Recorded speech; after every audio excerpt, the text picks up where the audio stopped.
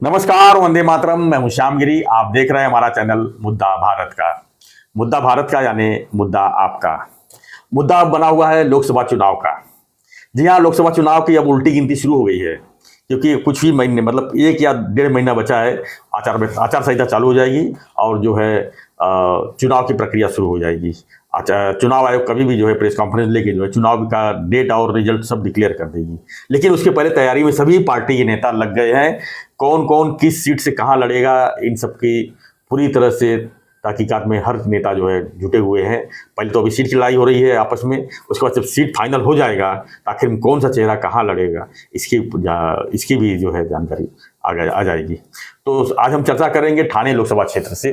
जी हाँ, ठाणे लोकसभा क्षेत्र जो है एक मुंबई से सटा हुआ है, लेकिन काफ़ी मायने रखता है। ठाणे लोकसभा सीट की बात करें तो ये बेलापुर से लेके जो है मीरा भाईंदर तक इतना बड़ा एरिया लगता है। इसमें कम से कम 10 लाख से ऊपर वोटर्स हैं। और मेरे ख्याल से 10 से 12 लाख वोटर्स हैं।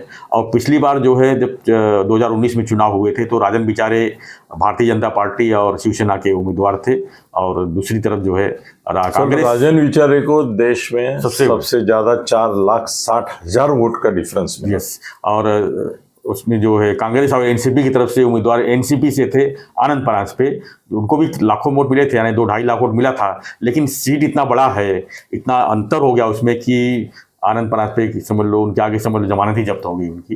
भले 2.5 लाख मिला है, लेकिन जितना वोट राजन बिचारे को मिला उससे कई गुना पीछे रह गए वो।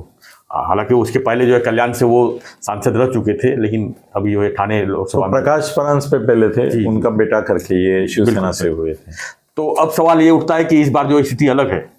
क्योंकि स्थिति अलग क्यों है? क्योंकि यहाँ पर अब जो है बीजेपी शिवसेना के कैंडिडेट की अगर बात करेंगे तो मेरे ख्याल से ये सीट पूरी तरह से जो है शिंदे साहब के पास जाएगी, क्योंकि शिंदे साहब का गढ़ है, शिंदे साहब का ये होम ग्राउंड है, और उनको जो है किसी भी हालत में ये लोकसभा सीट जो है अपने पास ही रखेंगे।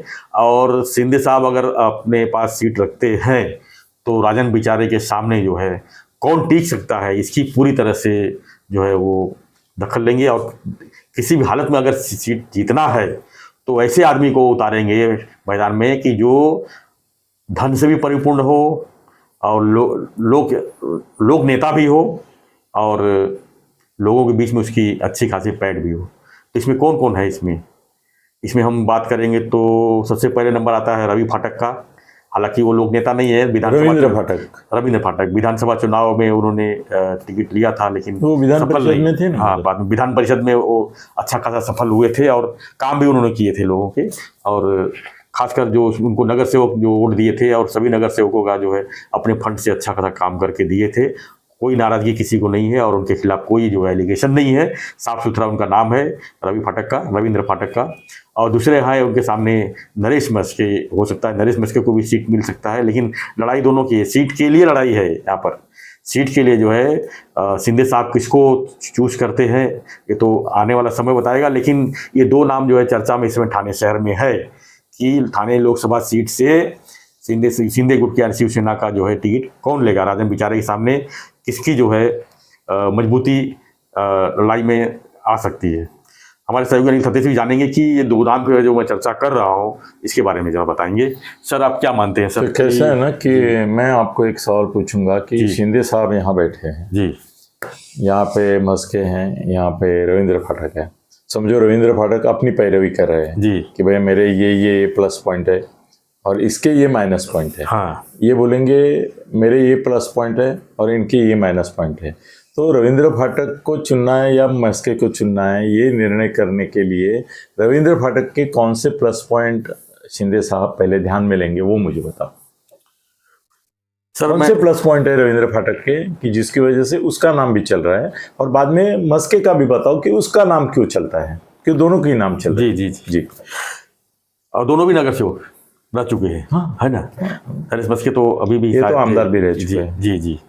तो सर, इसमें सबसे रविंद्र फाटक की बात कीजिए। हाँ, रविंद्र फाटक की बात करता हूँ तो रविंद्र फाटक जी सर दिघे साहब थे, तब उनके उस समय क्या थे आपको तो पता है। दिघे साहब जब थे यहाँ पर उस समय फाटक साहब की किस तरह की कार्यशैली थी, कि उनके साथ किस तरह संबंध थे। और क्योंकि शिंदे साहब और फाटक दोनों जो है एक ही जड़ के पौधे बोल सकते हैं सर। क्या? एक ही समय के हैं दोनों।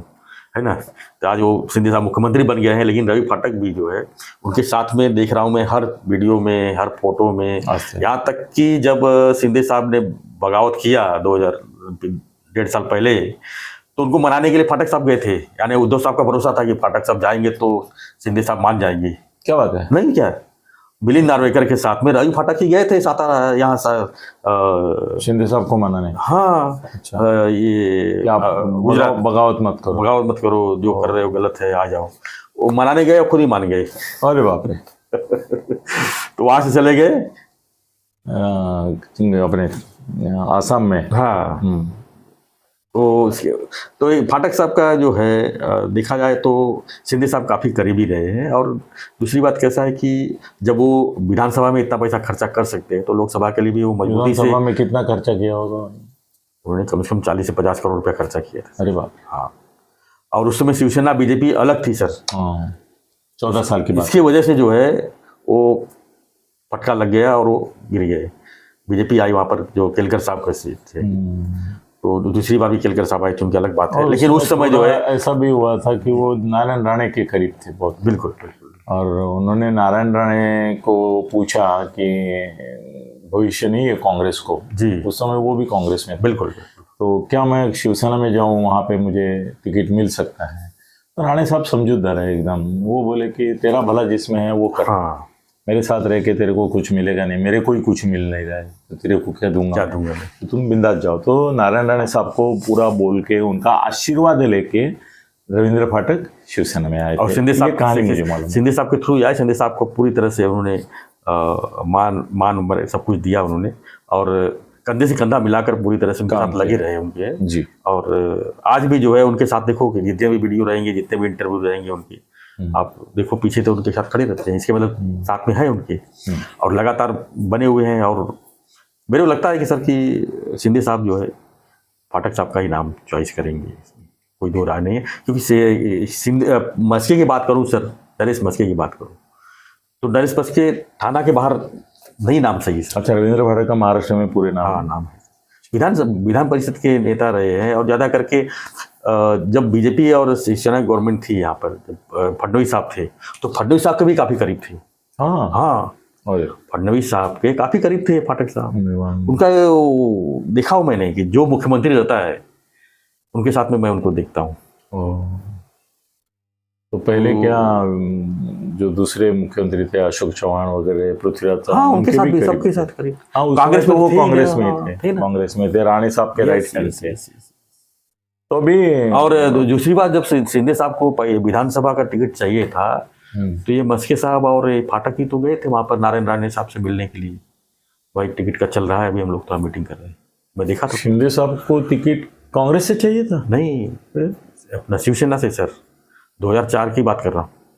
अच्छा, पहली बार। हाँ, ओके ओके। तो शिंदे साहब को राणे साहब के पास टिकट मांगने के लिए? यस, इनका ही फाइनल था। मोदा जोशी साहब उस बार नहीं लड़ रहे थे ना सर, बीमार थे। आनंदी के थे ना तब? नहीं, वो तो 2001 में एक्सपायर हो गए थे। 2001 में एक्सपायर हो गए थे। अच्छा, तो 2004 की बात है। तो देखा जाए तो सर, अगर नेतागिरी में अगर सरस कोई है, दोनों में से अगर हम बात करेंगे तो मैं तो फाटक साहब को ही सरस देख रहा हूँ मैं। अब भाई आगे की बात है कि टिकट किसको मिलता है, वो तो या टिकट की अलग ही लड़ाई होती है टिकट के लिए। जी, बाला साहब नहीं है। अब वो शिंदे साहब क्या उसमें चॉइस करते हैं, किस बेसिक पे किसको चॉइस करते हैं, ये अलग बात है। या आपका भरोसा है कि रविंद्र फाटक को चूज करेंगे? मेरे लगता है ऐसा। अगर दो नाम अगर आ रहे हैं, दोनों में से मस्के का क्या करेंगे फिर? विधान परिषद भी है सर, विधानसभा भी है ना उसके बाद। हाँ, विधानसभा में मस्के के लिए कौन सी कॉन्स्टिट्यूएंसी? थाना सीट दे सकते हैं। कौन सी थाना मतलब? केलकर वाली सीट सर, बीजेपी के 148। बीजेपी के है। हाँ, बीजेपी के है तो मिलेगा नहीं उनको, तो फिर ये बात आपने सही बोला। वहाँ शिंदे है, यहाँ शिंदे, प्रताप नाइक है, यहाँ जितेंद्र रावड़ है। कलवा मुरा मिलेगा नहीं। जितेंद्र की सीट है ना, उसके खिलाफ लड़वाना मतलब बलि देना है। और वहाँ पे नवाब ये नजीबुल्ला को दिया है ना उन्होंने ऑलरेडी प्रॉमिस, तो उसको उधर दे दे। तो मस्के का भी कोई ना कोई तो इंतजाम करना पड़ेगा। ये लेकिन लोकसभा के लिए इंतजाम करेंगे, लोकसभा के लिए मैं कुछ नहीं मेरे अभिप्राय दे रहा हूँ, मैं आपको पूछ रहा हूँ कि आप जानकार है इसके। नहीं, विधान परिषद का भी विषय है, क्योंकि अभी उसके बाद नगर सेवक चुनाव अगर हो गया, जो फाटक साहब के पास सीट था विधान परिषद का, वो भी सीट खाली, वो सीट दे सकते हैं ना सर? बराबर है ना, दे सकते हैं, उनको तो छोड़ेंगे नहीं। हाँ, वो भी उनको भी बिल्कुल बिल्कुल सही बात है। तो आपके हिसाब से ये नाम पक्का हो जाएगा रविंद्र फाटक? बिल्कुल बिल्कुल। बहुत अच्छा।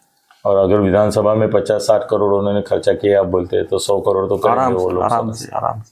बहुत अच्छा। खुद भी खर्चा करेंगे, दूसरे कंस्टिट्यूशन में भी खर्चा करवाएंगे। हाँ, वो भी है। वो पालघर में भी बोलते हैं, पालघर की जब निवडणूक हुई थी तब थाने से 28 करोड़ गए थे। अभी उसमें किसका कितना वाटा था मुझे मालूम नहीं, मगर ठीक है, अच्छा है। चलो, anyway best luck to all, let the best win. Thank you.